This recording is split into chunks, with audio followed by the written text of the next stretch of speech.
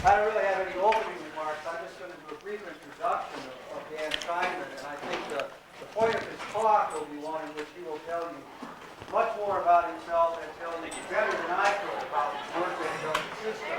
What I wanted to do was just take a couple of moments to acknowledge Dan's contributions to the school as an alumnus of the school. He was someone who a few years ago was very involved in doing the initial strategic planning for the current law school campaign. He was a very active participant and contributor in our subcommittee that dealt with intellectual property and information technology in the library. We got to know each other then, visited out in California with him, and he was a very active participant in that. In addition to that, though, and more importantly, what I want to make sure I do here is to acknowledge that in terms of his interest in the school and his work on these things, Dan is somebody who doesn't only talk the talk, he also walks the walk.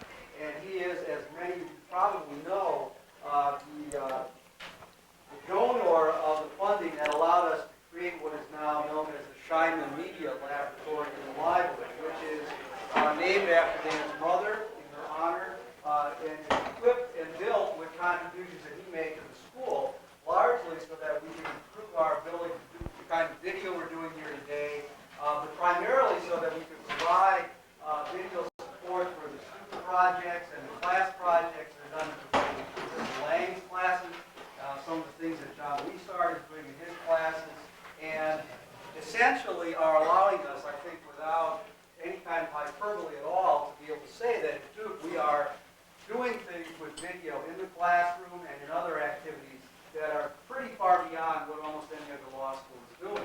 And one of the reasons we're doing that, and one of the primary reasons really, is the contributions and the support that Dan has made, allowing us to create this facility, the equipment, and to have Michael Butler standing here today, capturing this event for posterity.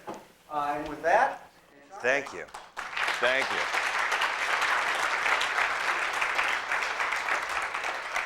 I used to faithfully come in here at like 7 in the morning for commercial law and sleep right back in that corner.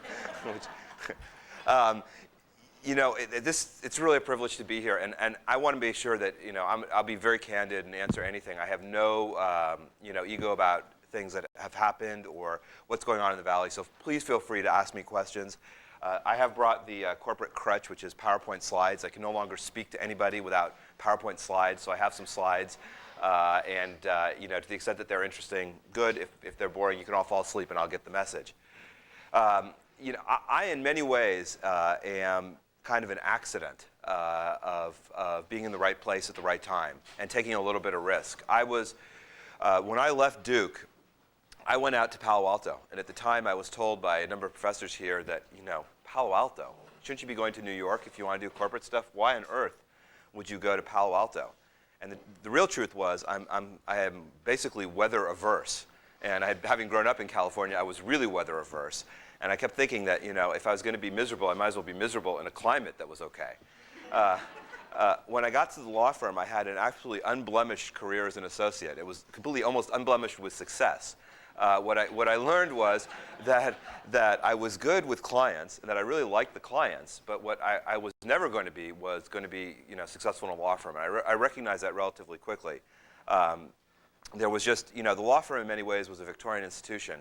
And even though that there were some really super people and nice people, as an institution, it didn't really fit my personality because you know, I'm more of a sales personality. I like to go out and meet people and do things, and the back room of drafting documents, while I learned a ton and it was incredibly valuable, it wasn't for me.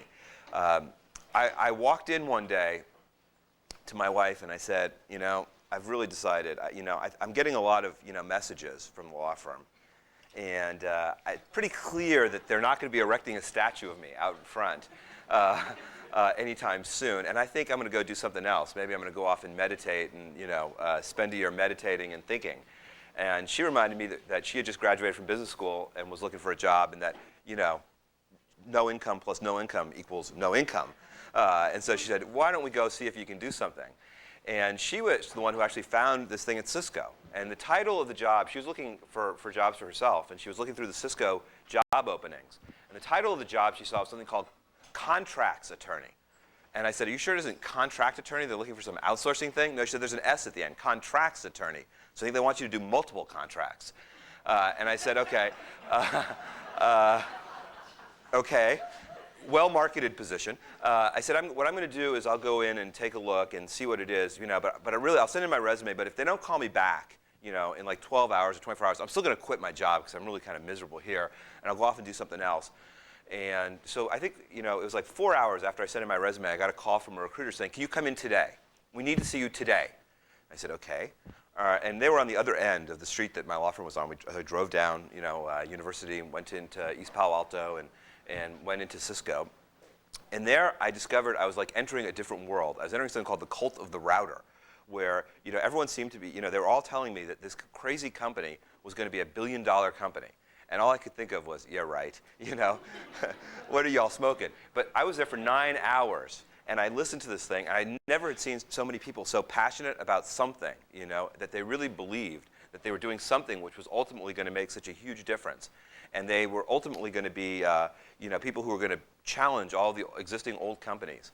And I think the moment that I got the job was I was interviewing with our current CEO, who was then the head of sales, John Chambers. And John said to me, he said, what are you really passionate about? And I looked him in the eye, and still don't know where the hell this came from. I looked at him, and I gave him the, I'm passionate about killing IBM. And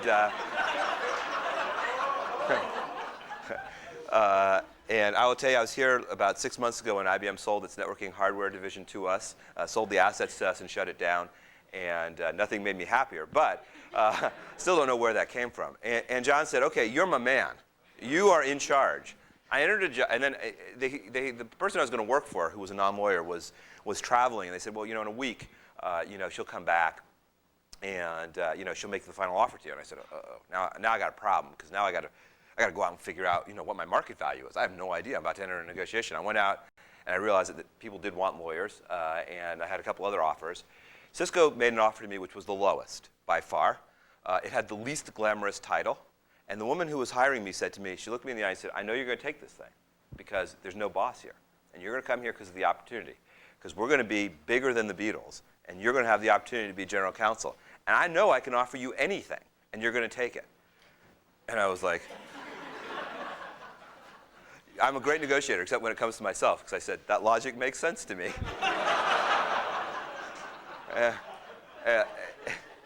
And the rest is kind of history. What I want to do today is talk a little bit about, stop talking about myself, which is a subject I find endlessly fascinating, but talk a little more about what's going on, what's driving all this, and where we come from. The last story I'll tell is I was in a meeting about a year ago, and it was in a large room, not quite this large. And I walked in, I'm sitting there, and everyone was quiet for a while. And I sat there for about 5 minutes. We were all bullshitting with one another. And finally I said, what are we waiting for? And so they said, we're waiting for the general counsel of Cisco. I said, oh, OK. And we all continued waiting. And then I realized, it took me about 2 minutes to realize, wait a second, I am the general counsel of Cisco. And I am, in fact, here. So what's going on, and how did we end up where we are? And what I want to talk about a little bit is how did we end up, what's going on in the economy and what's driving things. And if I leave you with one thing, it is we are in an economy which is in the midst of fundamental transition. We are going from an economy which was based upon principles set forth in the Industrial Revolution to one that's moving into an internet revolution. And this internet revolution is going to touch and change everything. When I was, although we're a little out of focus, when I was, when I started Cisco, we had a war on paper, which, as all of you know, has not led to any diminution in the use of paper. Now we have a war on bricks and mortar, and I think we all should invest in bricks and mortar companies. But I think what really is going to happen in the economy is fundamental, and this is a great time to be in your position, because you guys are going to have opportunities that the people who graduated when I did and before just did not have. We are at a time where the economy is going through these shifts that happen once in every 100 years. And the winners and losers that are going to happen now and are happening in the next 5 or 10 years are going to dominate this economy for the next 100 years. And that's why you see so many people out there taking risk, because someone could be the next Amazon.com. And sure, a lot of people are going to fail, right? And a lot of people are going to take risk, and there are going to be spectacular failures. But the sum total of people taking all of that risk is going to be that we're going to create this new economy, which is going to allow our country and our citizens, I think, to prosper, and will lead to, I think, incredible changes in how we do things. The choice that we are going to have And the control and empowerment that we each will have is going to be so much different than in the old age. And what I think where we are today is that we have moved from the Industrial Revolution, and we are now at the Internet Revolution point, where we have the hype and the buzz. And we haven't yet moved to the point where people take the Internet for granted. And that's going to happen soon when bandwidth gets out into people's houses, and we have, the Internet available as almost as a utility in people's houses. What we like to call this the second industrial revolution. And what's driving all of this, to be frank, is two things. One is people are scared, right? You go and you talk to people at major industrial companies, and you ask them what's on your mind.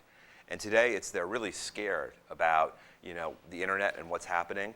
You talk to every major head of every law department I have, and they're not saying, wow, the Internet is really going to empower us. They're saying, I'm nervous. I don't know what this means, and this is scary.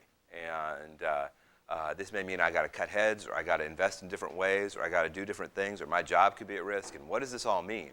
And that's driving a lot of what's going on is just fear. People, you look at the market caps of, Barnes and Noble and Amazon.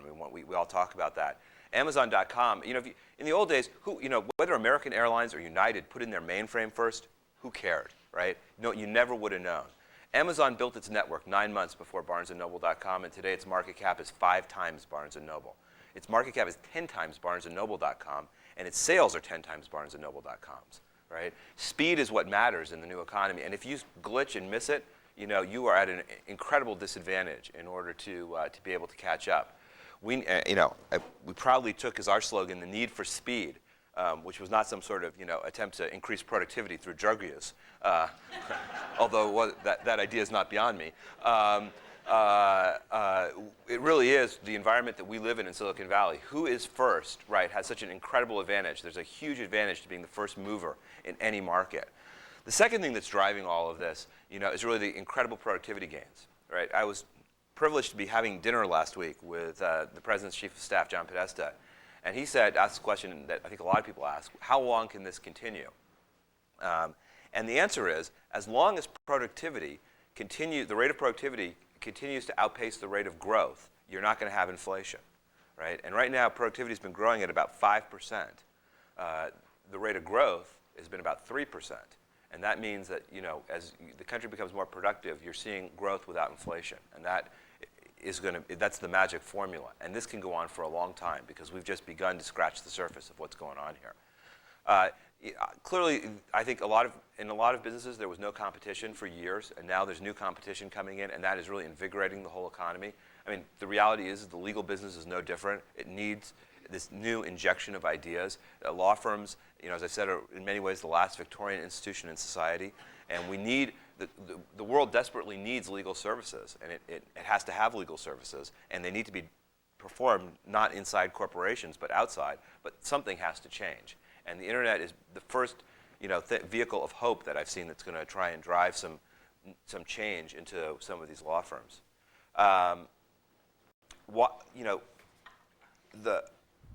The other thing that people ask is, why is it the U.S. is doing so well?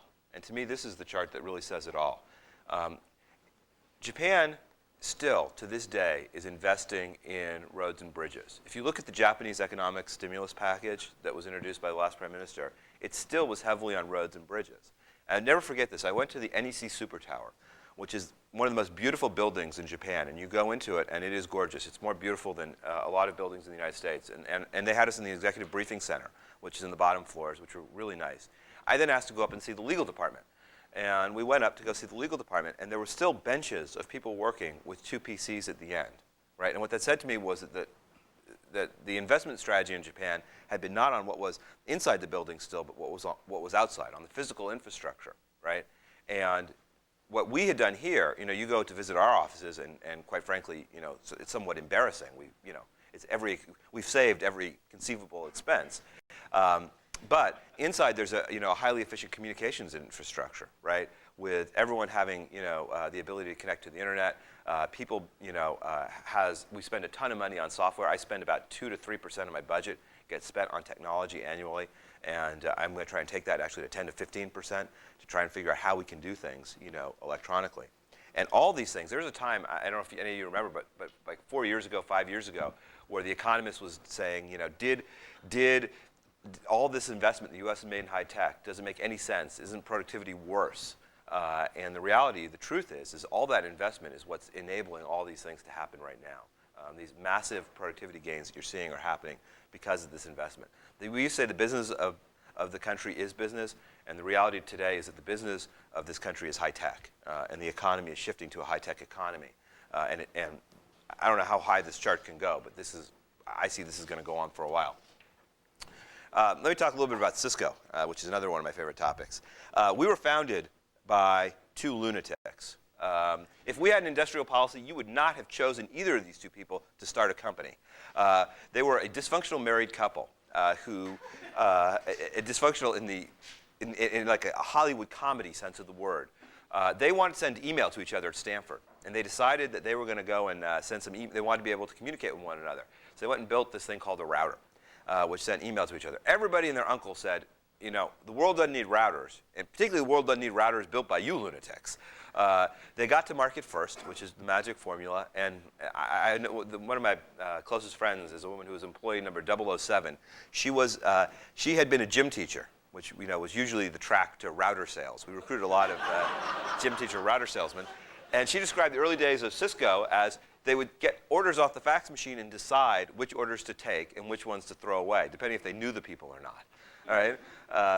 They built the manufacturing plant on the second floor because Sandy was so concerned about the workers, the actual welfare of the workers, which is a good thing to be concerned about, that she put them on the second floor. The problem was that they had to drop the boxes down 2 floors to get them into trucks, which led to incredible failure rates. So I mean, it was kind of a screwed up company. She left if any of you've seen Triumph of the Nerds 2.1 on the internet, she left sob, August 23rd, 1991, and walked away with about $170 million between her and her husband. She now runs Urban Decay Makeup, which is, I think, the largest seller of makeup over the internet, although they also sell in retail. And her ex-husband is now searching for aliens up in Washington. Sandy was, last I saw Sandy, she was pictured naked in Forbes. Which was a different side of Sandy than I'd ever seen. And I'd seen many sides of Sandy. I joined Cisco in '92, and they had a cake because they were having a $70 million quarter. Everybody was all excited, $70 million bucks. And I can still remember people were we're a big company now, we've really made it. The reality was that, today if we don't do $70 million in a day or two, we're in trouble and everyone's panicking. When we started, everyone bet on our competitors essentially, and this is in '95. If you look even before that, it was a lot worse. We were always viewed as a technology that was going away, which actually is a great thing because it explains what's happened today, which is our traditional competitors have done this and we've done that, and we are now the third largest company in the world, behind Microsoft, and if the government has its way with Microsoft, we may become the second largest company in the world, and GE by market cap. Morgan Stanley does this annual survey of IPOs. Since 1980, there have been approximately 1,500 tech companies that have gone public. 5% of those tech companies account for 75% of the value is accounted for with 5% of the tech companies that have gone public, which means that in technology, the winners win really, really big. We have a ton of activity that's around creating companies that ultimately don't go anywhere, but that a very small number of companies become really mega huge. And this is one, that has become mega huge. We have new competition, though. Unless there are any budding antitrust people here, we do have new competition. Lucent, and then we have a bunch of startup competitors that are coming right after us because all our technology is based on open standards. Anyone can do this, right? The only reason anyone buys from us is because we build it better and we have better customer service. That's our only, advantages in the internet market. Today, when we showed this chart, 2 years ago, Lucent was twice our size. When Lucent went public, it was twice our size. Today, thanks in part to their mismanagement of their quarters, they are now half of our size, and we intend to keep it that way, or maybe help accelerate them going down. Today, our biggest competition is Northern Telecom, Alcatel, Siemens, Fujitsu, and then a bunch of startups, Sycamore, Juniper, Foundry, Extreme, and all these other companies. So we're in the middle, which is never a fun position to be in. We have companies who are larger than us in terms of employees and sales, and then we have companies who are much smaller than us who are coming right at us. And it's kind of an odd position to be in. Let me talk a little bit, and then I'll let people do questions about what our legal department is. And we live on one basic philosophy, which is outsource where you can, hire where you must. And in Silicon Valley today, this is proving to be a very challenging proposition because we've got a problem right now in the Valley. I know all of you are probably acutely aware, salaries are going up in Silicon Valley, to astronomical rates. And the reality is that law firms in Silicon Valley can't find enough people. And the law firms right now Sonsini told me that Wilson Sonsini had 150 people turn over last year. 150, and I don't know if it was associates or associates and partners. They're living in a world where people come, people go, right? I have not been called in the last 3 years by any law firm in Silicon Valley asking me to do my work. All I get called by is clients saying, hey, can you get me in at Broadband? Can you get me in at Wilson? Do you know anybody who will do my work there? It's become completely insane. And we are living in a period of insanity. A lot of us, and it makes me feel old to be honest, want to yearn for a time when things were more rational, when it was more of a buyer's market for legal services. But I think we're not going to be there for a long, long time because of the imbalance between supply and demand. But the whole philosophy of our department has always been outsource. Don't build this, this huge internal legal thing, and hire where you must. The old law department was this. It was basically a law firm, and we use a cloud as the metaphor. That it was, it was. You sent a project in, you didn't know what would happen, and then out came service, and the clients were not connected to service. And whenever I've shown this to traditional legal departments, they tell me what an idiot I am, how wrong I am. But whenever I talk to clients, they all tell me that's exactly what the model was. People didn't care about the sales force. And the one rule I've had, the ironclad rule I've had, whenever anyone calls me and says, oh, I'm becoming general counsel of some startup, the key thing is that the success of the legal department depends on whether or not the sales force likes you, right? And most lawyers shy away from dealing with the sales force because it's repetitive issues, it's issues that require quick decisions about risk, and they're all god-awful, right? It's like, we've got a customer who wants to buy with unlimited liability, and we got to make a decision. And you're sitting there thinking, oh my God, only bad things can happen to me.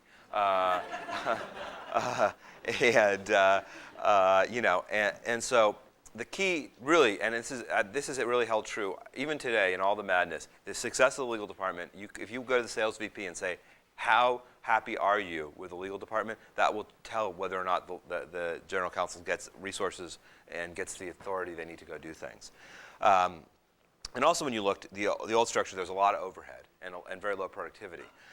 What we did was we wanted to be radically outsourced and radically internet enabled. Note my advertisement for Brobeck. This was done for the board of directors where Brobeck is in there, so that's why they're there. But they really are our strategic partner. And we today are really closer to 30% inside and 70% outsourced. And what we try and do are the things that we're good at that are repetitive, where we have volume in, and we try and do those and make sure that we are world class in those and use technology to make sure that, I always want to say I don't want you doing the same job this year as you're doing next year. So the only way I know how to do that is to take technology and commoditize the services so that people aren't doing the same jobs all the time. So we're very we've bet the farm on technology, and we have, we are very much focused on what the business is focused on. We sit on the 5th floor with the president, and I think that says a lot about how people feel about us, that we're viewed as value add. And today, the department has 25 lawyers worldwide. We have, and I'll show you some metrics briefly, which I always brag about. We have about 1.5 lawyers per billion in sales, which puts us on par with such, legal-intensive industries such as footwear, paper products. 6 is the high-tech average, right? So we are clearly running lean and mean. Our legal expenses at 0.2 worldwide. There's some fudging in there because I have to include things because it would be embarrassingly low if I didn't include everything. So the real operating run rate is closer to like 0.12 or 0.13. But I add all our merger costs in there, and I add some other things to make sure that if the board saw the lower number, you know, they'd see opportunity to slash things, and I don't want them to do that. Actually, it was really interesting. Last board meeting, the board said, you need to spend more. They said, your guys must be getting tired, and we want to make sure that we give you some more resources because we love your team. And I thought, this is really bizarre. And no board in America is saying this to any general counsel. So I said, thank you very much, and I ran out of that room. But the thing is that you would say, okay, so what's going on here? I mean, so are people just working hard? Am I just saying to people, you know, keep working, you got to work 3 times as hard? And the answer is no. What we're doing is we're trying to be smart about how people work. And we're trying to use a lot of non-lawyers. I believe we have ended the class system that existed. I've barred use of titles such as paralegal, right? Imagine, how does someone feel, right? How does a person feel if you're saying to them, you're paralegal, right? You're not equal with the attorneys. I got non-lawyers who manage lawyers. We have non-lawyers who are paid more than lawyers. We have lawyers who are, you know, who are talented managers and who are put in charge. We have no class system. And I've said it jokingly, and it's ended up in the legal press. I'm gonna stop saying this, but we're trying to become a Marxist state, you know, where to each according to his abilities, you know, and we have bet the farm on that.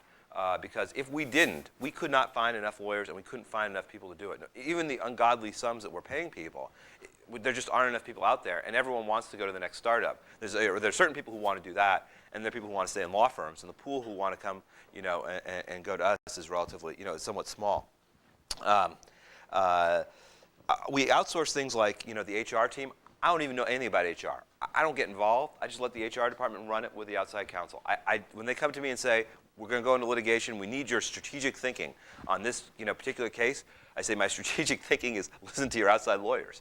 You don't want to listen to me. What the hell do I, you know, what do I know about HR law? Nothing. I had no value. I'm not going to be the bottleneck in the middle because all I'm doing at that point is you're adding costs with no value, right? And so what we've tried to do is take all those costs that sat in the middle where you were basically translators for outside counsel, take all those jobs and eliminate them and say, you go work directly with outside counsel and you know, come back to us if you got problems, but don't spend any time you know, expecting us to be a translator. And then technology, which is my passion. Let me just show you a couple things and I'll take questions just so you guys can see what we're doing. This is my advertisement for the web. We had a problem with patents. Patents suck, right? Patents should be abolished in terms of high tech. They suck. They're basically, it is like dealing with the mafia. Lucent shows up at a door and says, hey, yo, Dan, you owe me money. Why do I owe you money? I got lots of patents. You don't got so many patents, right? You got lots of bad patents, right? We got lots of good patents, right? We don't care. We're going to sue you, you know? And I mean, the negotiation was basically that nonsensical. And it got to the point where, you know, I think we just started to have fun. We said, we're going to do this, you know, we're going to do a negotiation in shtick, and we're going to do it as, you know, we're going to treat this as fun. And we would just love to see them get their blood pressure raised when we said, no, we'll pay you nothing. And we'd repackage nothing in different ways, and they kept getting more and more threatening, and you could see their veins. And they finally sued us. And true story, when they sued us, their demand was 10 times what they ultimately settled for. And what they settled for ultimately was little more than what the litigation costs that we had would have been. The reason was because it turned out that we buy a lot of Lucent chips, and so I called the head of manufacturing and said, stop buying Lucent chips. And the head of manufacturing for Lucent chips said, why? And we said, well, because there's this patent problem. You just sued us. He said, I'll go take care of that. And I wish I had been part of that conversation. We were going through a manual process in terms of filing patents. We would go and knock on doors, say, file patents, you got to do this is great, got to defend the company, da-da-da-da. And you can see how successful we were. 6 issued, 35 filed. Actually, these numbers are high because we acquired some companies who were actually filing patents. The truth was we would celebrate getting 10 patents filed. It was pathetic. And I was, you know, in my best sales pitch, and I was, you know, doing everything. I mean, I was basically saying, here's money, here's a T-shirt, here's food. What do you want? Just file a damn patent. And I was highly unsuccessful. We introduced the web page, and with the web page, we put it out there and empowered people to file. We took all the crap and bureaucracy and basically put it online. So everything is approved online. Status is online. The engineers, we said, what do we care about when we're filing these patents? It turned out one question was the only thing we cared about, which was, could we tell if someone was infringing it? Because a lot of patents we were filing, you could hire 100 people and you would never know if anyone infringed it. And so the only thing we cared about was, could we actually tell if anyone was infringing the patent? And so that's the only question we ask. We don't go through a lot of crap about, rate this or do this. It's a really simple process, and what we're seeing is this incredible amount of filing. There is no overhead. We finally brought in house the patent guy because he was getting offers from everyone and their uncle, and I didn't want to lose him. We have zero patent overhead in-house. We don't have a single in-house patent lawyer, and we're now filing 532 patents a year. And quite frankly, we're going to get to about 1,000 this calendar year. We're going to get close to 1,000 patents this calendar year, all just using a web page. Typically, patents cost about $15,000 to $20,000 at a lot of the old world companies. We're doing it for about $9,000, $9,000 to $10,000, fully loaded and fully burdened. So it's a great story. The last slide I'll show you is that we're doing a lot of training on the web, which is we realized, training is something that's really important. And what we're trying to do is figure out, how do you train? We're adding 1,000 people a month. How do you train them so that they know what they're supposed to be doing? Our old method of going, doing the PowerPoint, the corporate crutch, PowerPoint, here are the slides, great presentation, thank you very much, was reaching some people, but, you had 1,000 new people. We were losing the battle. So we put this stuff up on the web. And today, on any given day, we've got about 50 people taking a Cisco Legal Web training course, which is really phenomenal. And it's meant that we could scale, right, and meet the demands of the corporation without adding infrastructure and without flying people around. Imagine the job. Your job is to fly to all these cities and countries. You're supposed to go train the Uzbek Cisco sales office in the Foreign Corrupt Practices Act. This allows us to do it. And hopefully it means that the lawyers are dealing with much more intelligent questions. So we are passionate about technology, or at least I am, and people haven't rebelled on my team to the point of saying no. So anyway, if I can take any questions, or if I can say anything that would, yeah. Question that I think might lead to something. Sure. As a young lawyer, come to the first counsel hired by a company. Right. What's that all about? How does that work? Today the path, and this is becoming kind of the well-trod path to doing this. What goes on is that most of these folks are the outside counsel they go to one of like 5 or 6 law firms in Silicon Valley. They work in these law firms, and they do the work that is they do corporate and transactional work for the clients. Right now there are too many clients and not enough lawyers. So pretty quickly you're given your own clients to go deal with. And if you like the client, they make an offer to you, and you get on board. Now,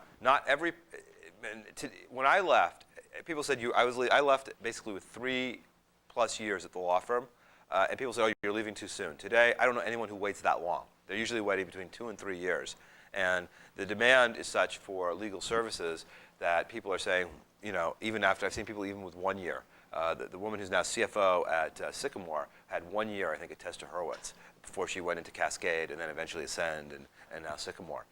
So people are now really going much, much sooner. But the path is very clear. It's go to the Silicon Valley law firms, and then you take risk. Now, not everyone succeeds, right? There are a lot of people still, even in this craziness, there are a lot of companies that don't make it, right? And there are, and you got to be willing to say, I'm going to take risk, and it's okay, right? If I don't make it, it's a learning experience. In fact, in some ways, it's a better learning experience to have failed at something. But you got to be willing to take risk and go and say, okay, I'm going to go try this and see what happens. And sometimes it works, sometimes it doesn't. You also have to look at yourself and say, do I have the right personality to do this, right? Am I willing to, be part of a leadership team that's building something, right? Why am I here? And if you've got that right personality and you can go and do that, then right now there's limitless opportunities. Also, because there's been so much demand for all sorts of things, right now law firms in general, my joke is that Silicon Valley, the question of who wants to be a millionaire is moot. It's only $1 million? Right now, a lot of the law firms are paying their senior people $1 million, and they can't get people to do it because the investment banks think that that's not as much as the lawyers can demand. So they're in there. The internet companies are in there. We're in there, and everyone's rating out of that base of smart people.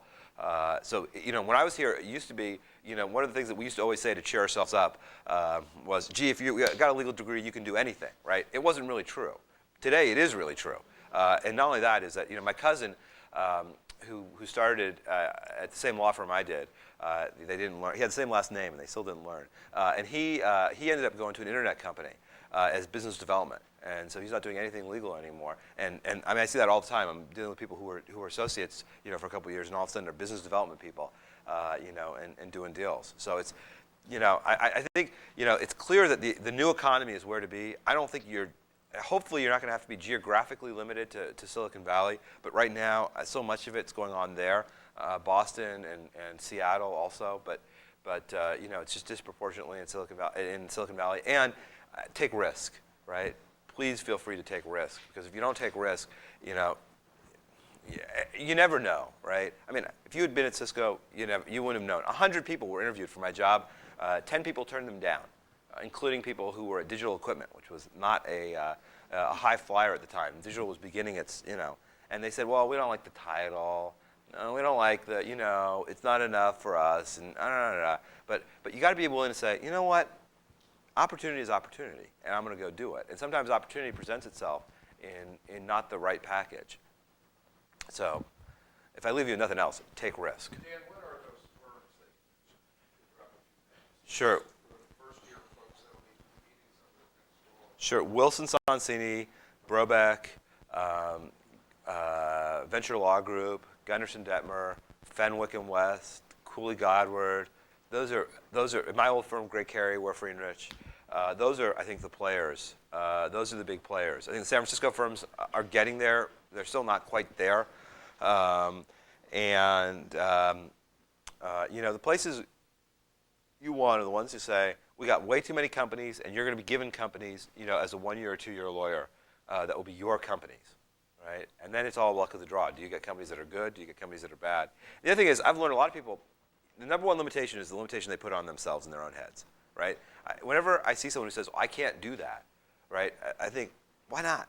A. B is it's a limitation that's in their own head. You guys have probably all seen this Cornell survey where the people who are not all that competent are the ones who rate themselves as entirely competent, whereas, the incompetent, the truly competent also say, oh, well, we're not that good, right? And the reality is that I think that's the strength that a lot of us have is to recognize that there are competent people and take them and say, here's what you can do. You can do more than you think.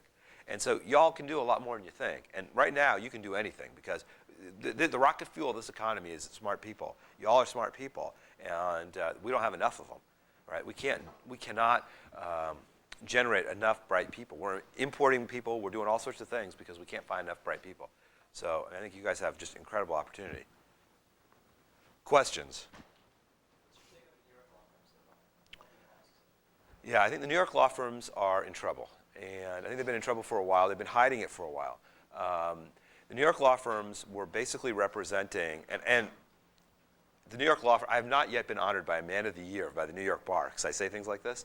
But the New York law firms had a problem in that they were beginning, their market share was becoming largely banks, and the banks are going to consolidate, and there aren't going to be many banks left. And B was a lot of foreign companies. And they are not present in technology, although they may yet get a toehold because they're going out there, and because the market's so labor constrained, people may have no choice but to go to the New York law firms. They're not really doing as well as I think they could be. There's still something about them. They're still great training grounds. People still like practicing law there. But the reality is I don't know how many of you saw the Wall Street Journal article, but there's now leadership. Silicon Valley is now setting salary leadership. And 3 years ago, people thought I was kind of insane when I said the new center of corporate law is going to be Palo Alto. And everyone said, you don't know what you're talking about. What are you smoking? But now I think people, if I say that, people say, that's right.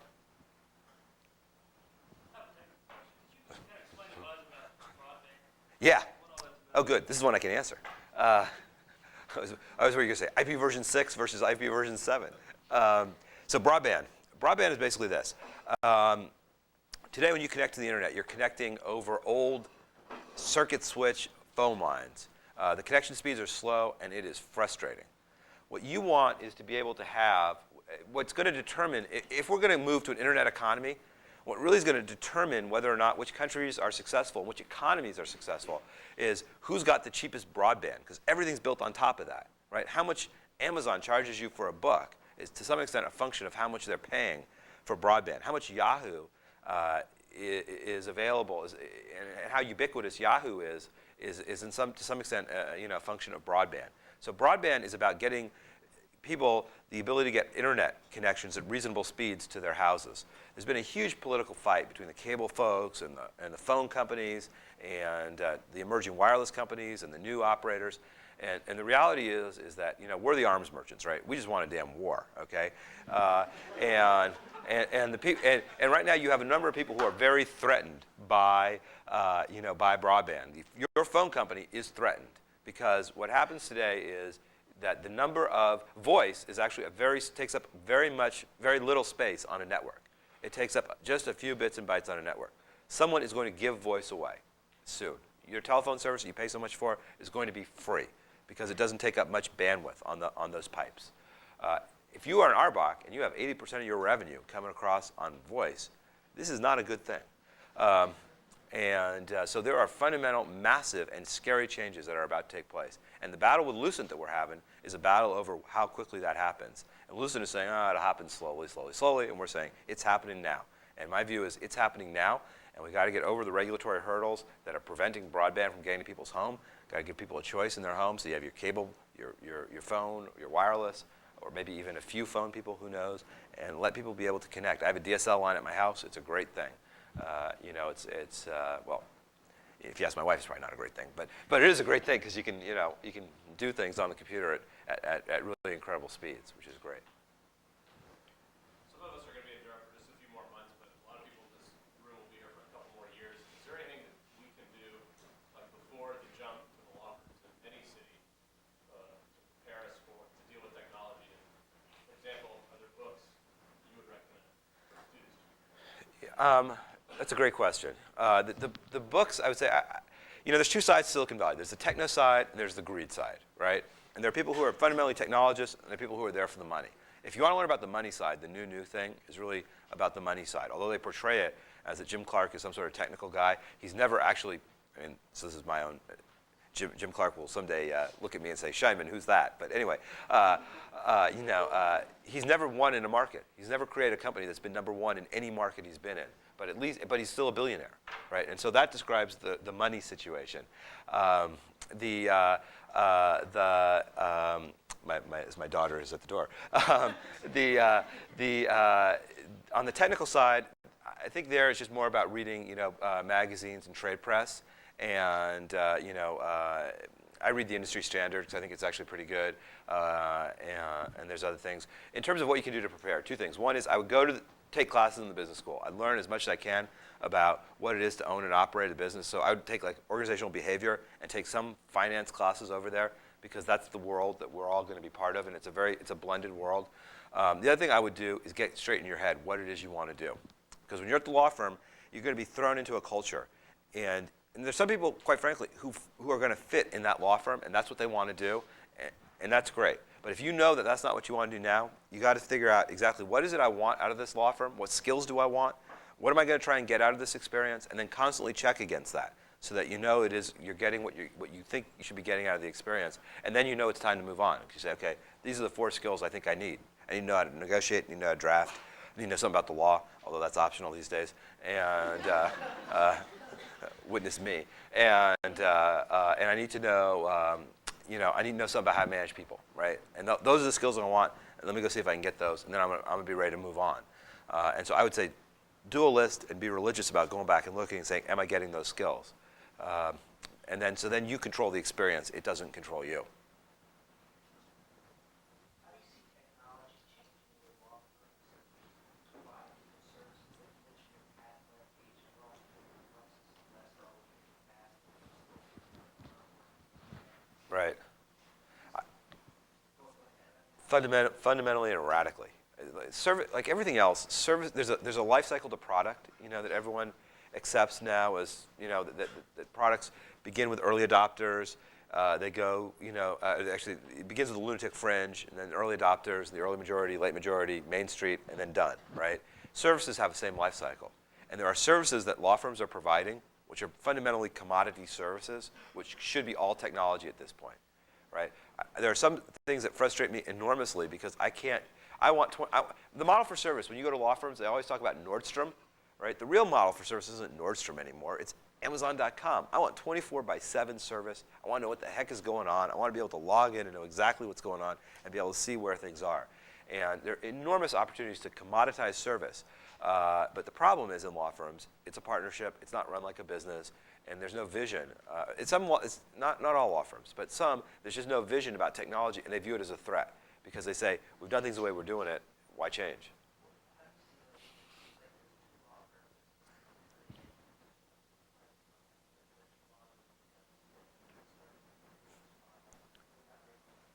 Yeah, they're basically agents, to be honest. They're not law firms anymore. Gunderson Detmer and Venture Law Group make more money from investing in these companies than they do from actual legal services. And so they're becoming agents of the internet economy. You come to them with a business plan, they say, we'll get you some money. It's becoming like Hollywood, right? It's really funny. We see startups coming in all the time, and they say, well, these are my lawyers. And my standard response is, who cares, right? But for some reason in the psychology, people really do care who their lawyers are, and they really do treat their lawyers like their agents. So Gunderson is now taking, or actually VLG is taking like 5 to 10% of startups in order for these agent functions.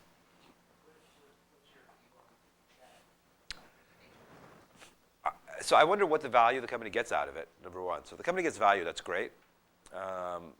Secondarily, I think that it's great for the law firms because otherwise the law firms are in deep trouble. I mean, I have a problem today in that no one wants to work for us because they say, well, it doesn't lead me to an internet startup GC job, so that's no good. And you got to work pretty hard because these lunatics are doing 50 deals a year and they're doing them fast. And what do I get out of that? I don't have any equity in it. So either the law firms have to go public and give the people equity and make them think like shareholders, or we have to devise quasi-shareholder things for them. And we're trying to work with Broadband so that we can create an investment pool that the associates who work on our account become basically venture shareholders in a pool. And as long as they stay a couple years, they get to vest the shares of our investments because our investments have returned some phenomenal percentage. And we're going to let Broadband co-invest because otherwise we can't find people. So.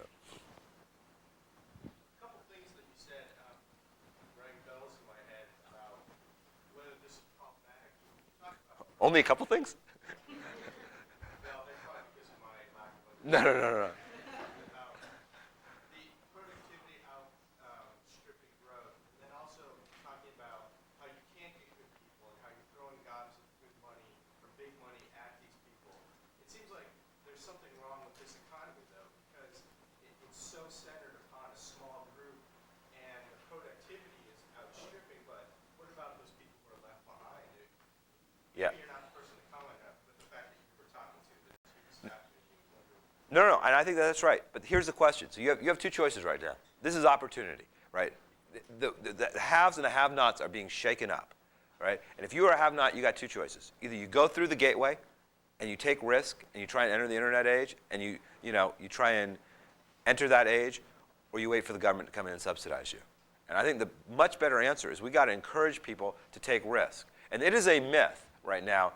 There's a myth that's out there that says that you can't get venture financing unless you're a white male, which is just absolutely false. Today, 40% of the venture dollars are going to Asian entrepreneurs, right, including Indian entrepreneurs. You have Jeff Bezos. Who was Jeff Bezos, right? He was a schmo working in Wall Street, and now he's a billionaire head of Amazon.com. I have met people from all sorts of walks of life. Bob Knowling, who's president of Covat. I mean, people who started in the most horrible circumstances where this is opportunity. And if we don't seize this opportunity, right, you're waiting for government programs, and I can tell you that's a mistake. The tables are being turned, and this is opportunity. And for those of you who sit and say, well, we got to worry about what happens to those who are in the, who don't have and who aren't part of this whole thing, what we have to say is why not, and let's encourage them to become part of this thing, because this is their opportunity, this is their chance. I don't know. I'm a believer that ultimately there will be some people we need to subsidize and deal with, but that pool is going to be much smaller if we can evangelize about the revolution. Can you talk a little about Cisco Yeah, what we've done is we have gone and put in, this is really a great story. We've gone in and turned out the biggest expense of running networks is actually maintaining them. So someone had the bright idea, why not teach students to maintain the networks? And we've gone and put in academies in 3,000 schools across the country. What they do is they train, it's a 4-semester course, it's like the shop class for the millennium. It trains students to manage, run networks. The average salary, if you have a high school degree today and nothing else, is $25,000. That's your peak, I should say, your peak earning power. The Network Academy students are getting jobs $40,000, $50,000, $60,000, $70,000 out of high school. What we're showing is this thing we test every week. It's done. A lot of this is done online. There is no difference in the scores between high schools in New York City and high school in Palo Alto, the center of the internet revolution. The scores are exactly the same. There's no difference based on. Well, we don't actually do, because no one wants to do the gender or race-based things because we don't want to become a political football. But the reality is that if you go into schools that are in poor areas, there's absolutely no difference in the scores. And this is radical, and we believe that it's going to mean big changes.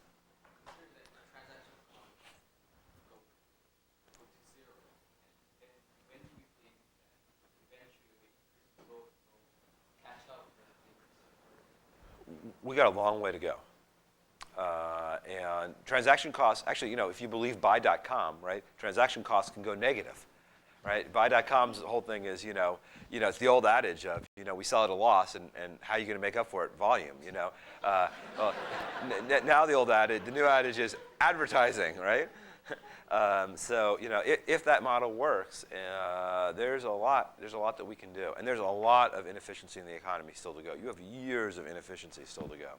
Excuse me, Dan, we've got lunch being served out in the loges, so we probably should break in a few minutes. Why don't we Sure. take a couple more questions? What's your thoughts about the other high-tech startups, such as biotech startups, things like that? Are they also taking chances, or not as much? I don't know as much about the biotech stuff, to be honest. I mean, everyone who I ever talk to, very, very smart people, talk about biotech and tell you how great biotech is. But I just don't know as much about that. And they have a regulatory problem that it takes them years to get through the FDA, and we're still unconstrained. I think that what is going to happen in high tech has not been invented yet. The most important companies in high tech have yet to be formed. And I think there's a real question whether Cisco will exist 10 or 20 years from now. I am almost positive that Microsoft, if it exists, is going to be totally different than what it is today. And that there are companies being created, look at Linux, look at all these other things that are being created that are going to be, totally different than what we think. Last question, then we'll. How important is that sort of 1 year in the law firm before you go forward? I think it's important for a couple of reasons. One is, I think the law firms do train, and companies don't train. Despite all of our best efforts, we are lousy at training people. The new economy we're just running. And running is good training in and of itself. But it's good to know the law, and I think it's important to go and do that. And also, you listen to me for a couple of years. What you know is me. So you know how I think about things. You know how my team thinks about things. But you need that diversity of voices, and I think the law firm is good still for years for that. So I think it's still important to do. And the people who aren't doing it, there are plenty of people who are not doing it now. Some of whom succeed, some of them don't. But I still think, maybe this is what I show my conservatism is that it's still worthwhile to do it. It's worth to do it. Folks, we're going to have. Thank you. Hold on just 1 second.